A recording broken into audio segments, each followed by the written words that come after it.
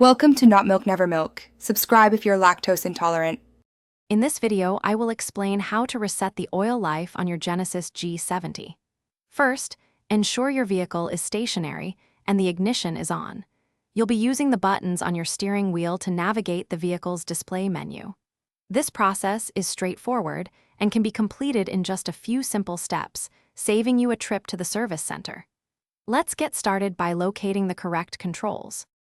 Once your vehicle is ready, use the menu button on your steering wheel to navigate to the Setup option on your central display.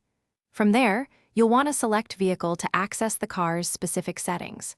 Next, scroll down and choose Convenience, and then you'll find the Service Interval option. This is where we'll begin the reset process. After selecting Service Interval, you will see an option to reset the oil life. Go ahead and select this option. The system will then ask you to confirm if you wish to reset the oil life.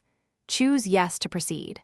Once confirmed, your Genesis G70's oil life indicator should now display 100%, signifying a successful reset. Remember, it's crucial to perform an actual oil change before resetting the oil life indicator to ensure proper vehicle maintenance.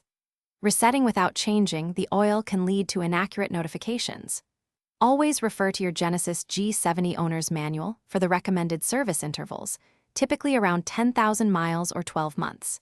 And speaking of reading, if you're looking for a great way to enjoy your favorite books, check out the new Kindle Paperwhite. It's perfect for reading anywhere, anytime.